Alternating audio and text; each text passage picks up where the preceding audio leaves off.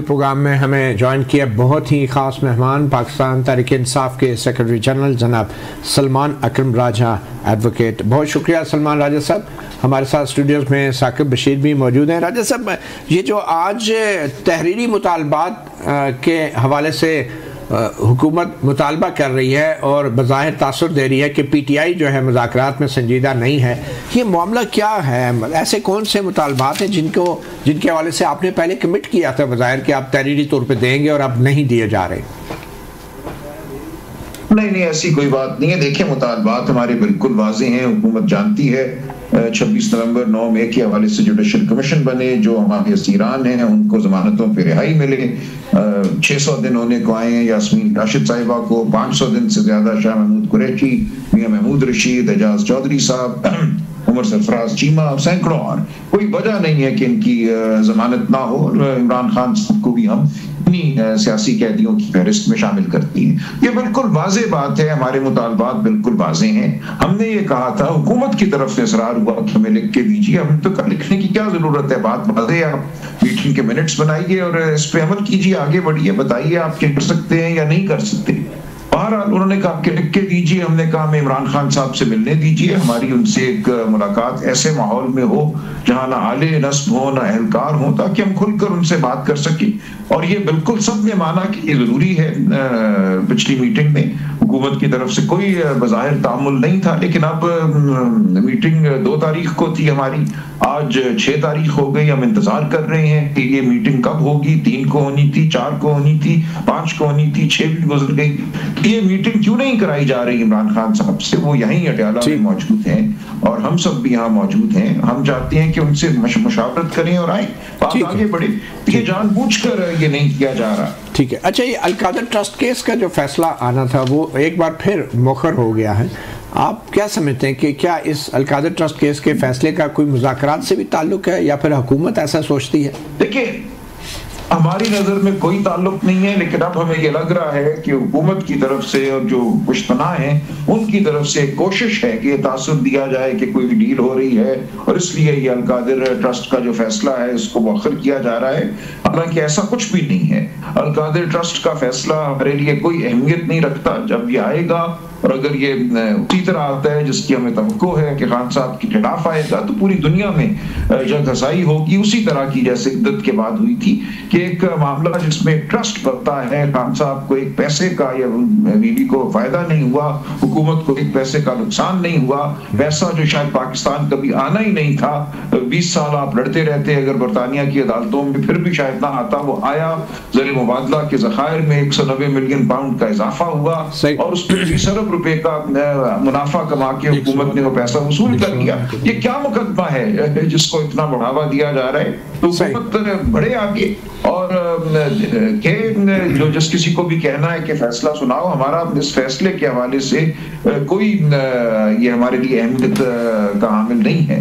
اس کو مذاکرات سے ہم بالکل نہیں جوڑنا چاہتے. ٹھیک. ثاقب بشیر کچھ آپ سے جاننا چاہ رہے ہیں. سلمان صاحب، یہ 8 فروری الیکشنز کے خلاف جو عمران خان صاحب کی درخواست ہے وہ کل آئینی بینچ کے سامنے فکس ہے، اور ہم نے دیکھا کہ پہلے عمران خان صاحب بہت کہتے رہے، قاضی فائزہ کے دور میں بھی ہمارا کیس فکس کیا جائے، اور بار بار خطوط لکھتے رہے.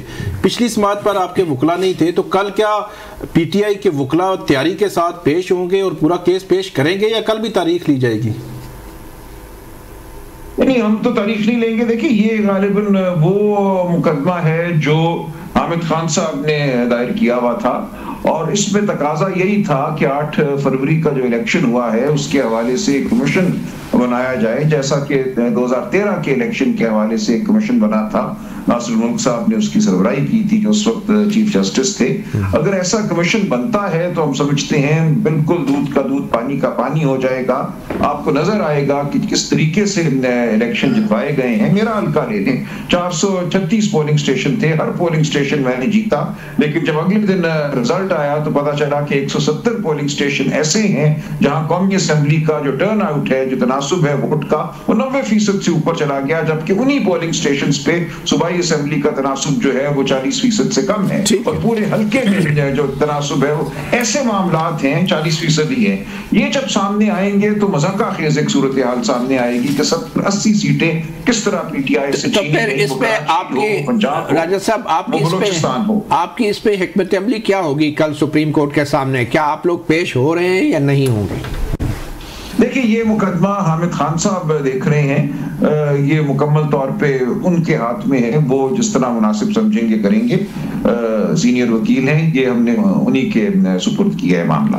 लेकिन हम इसके अलावा जो हमारे तकाजे हैं वो बिल्कुल अपनी जगह हैं कि जो इलेक्शन ट्रिब्यूनल इन्होंने बदल दिए, कानून ये था कि हाजिर सर्विस हाई कोर्ट का जज सुनेगा इलेक्शन की अपीलें, कानून बदल के आपने कहा कि अब इलेक्शन कमीशन अपनी मर्जी के रिटायर्ड जज लगाएगा। लाहौर हाई कोर्ट ने जो फैसला दिया था जस्टिस शाहिद करीम साहब ने, जबरदस्त फैसला था कि उस वक्त के चीफ जस्टिस शहजाद अहमद खान के जो नामजद जज साहिबान हैं बतौर इलेक्शन ट्रिब्यूनल, उनको मुकदमे दिए जाएं और उनके मुताबिक फैसले हों, उनके उस नोटिफिकेशन के मुताबिक। उसको रद्द कराया गया सुप्रीम कोर्ट से। काजी फायज ईसा साहब की सरबराही में एक बेंच ने मामला वापस भेजा, शहजाद अहमद खान साहब को एलिवेट कर दिया गया सुप्रीम कोर्ट में, और उसके बाद जो होना था वो हुआ। उनके नामजद तमाम जजों को फारिग किया गया और उनकी जगह रिटायर्ड जज जो थे वो इलेक्शन कमीशन ने लगाए, और सुप्रीम कोर्ट को कहा कि सब कुछ ईमा से हुआ है chief justice Lahore high court की। ये वो सूरत हाल है जिसका हम सामना कर रहे हैं। अच्छा राजा साहब, ये बताएं कि क्या डेडलॉक है मुज़ाकरात में या नहीं है, और अगर ये मुज़ाकरात इसकी आपके मुताबिक तो 31 जनवरी की डेडलाइन है जो खान साहब ने दे रखी है, तो ये क्या नेक्स्ट मीटिंग कब है, क्या होगा? देखिए, अगर तो ये बात नहीं होती, बात तो बहुत सादा है, अगर ये बात नहीं होती तो बिल्कुल मुज़ाकरात की कोई अहमियत नहीं रहेगी, और हम एक इंच भी नहीं हटेंगे जो 26 नवंबर को खून बहा है उसका हिसाब मांगने से। उस दिन लोग शहीद हुए हैं, आज दिन तक लोग गुमशुदा हैं, अब 6-7 हफ्ते होने को आए हैं, उनके प्यारे उनको ढूंढ रहे हैं। 50 के करीब लोग ऐसे हैं जिनका कुछ पता नहीं, और हम यही अंदेशा करते हैं कि वो भी शहीद हुए और उनकी लाशों को उसी तरह दफनाया गया जिस तरह में हुआ था।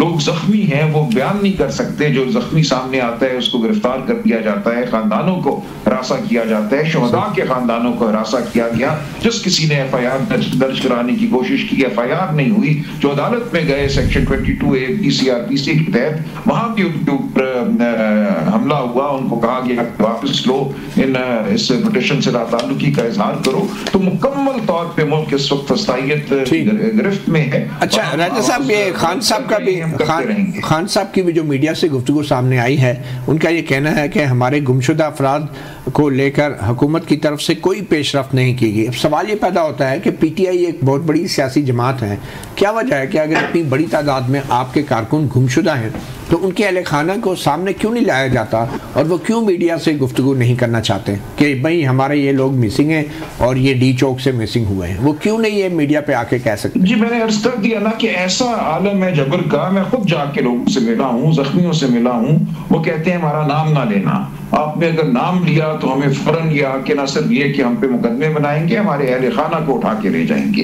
देखिए, इस वक्त ये मुल्क अगवाकारी की बुनियाद पे चल रहा है, हर एक को ये वसवसा है, खौफ है कि उसका कोई प्यारा जो है वो अगवा हो जाएगा, उसका कुछ पता नहीं चलेगा, 40, 50, 60 दिनों के बाद वो मिलेगा शिकस्ता आंखों के साथ और गुमसुम। तो ये आपने एक दहशत का माहौल पैदा किया है, उसके खिलाफ बहुत कम लोग हैं जो आवाज बुलंद कर रहे हैं। आप बोल रहे हैं, मैं बोल रहा हूँ, लेकिन हम में से किसी को नहीं पता। आप सह चुके हैं इस बात को, आप पे जो मुकदमा बना वो किसी पे भी बन सकता है, और मुकदमा बनना तो एक आसाइश है। मुकदमा बनाए बगैर ये लोगों को अगवा करते हैं ये बताने को कि ताकत कहाँ है। तो राज साहब ये बताएं कि फिर कोई दाद तो होगी ना गुमशुदा अफराद की आपकी पार्टी की सरकारी तौर पे आज की तारीख में? हमने मुज़ाकराती कमेटी के पिछली नशिस्त में अली गंडापुर साहब ने बिल्कुल बता दिया था कि जो लिस्ट उनके पास है अब हतमी, उसमें तकरीबन 50 के करीब लोग गुमशुदा हैं अभी भी, और उसके ऊपर हुकूमत ने कोई जवाब नहीं दिया अभी तक।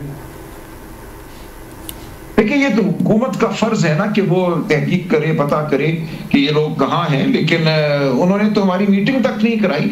وہ میٹنگ کراتے تو ہم نے کہا تھا کہ ہم آپ کو ہر چیز تحریری طور پہ دے دیں گے تاکہ یہ جو ہے ایک اتمام حجت بھی ہو جائے. اگر آپ سمجھتے ہیں کہ تحریر ضروری ہے, زبانی گفتگو جس کے منٹس بھی بن گئے ہیں وہ ناکافی ہے, تو یہ بھی ہم کر ڈالیں گے, لیکن اب خاموشی ہے جانب سے. اچھا راجہ صاحب, یہ بتائیں کہ مطالبات کے حوالے سے جو حکومت بات کر رہی ہے, خواجہ آصف جو وزیر دفاع ہیں وہ یہ کہتے ہیں کہ آپ اس لیے تحریری طور پہ مطالبات نہیں دینا چاہتے کہ بعد میں پھر آپ آسانی سے مکر سکتے ہیں اپنے ان مطالبات سے.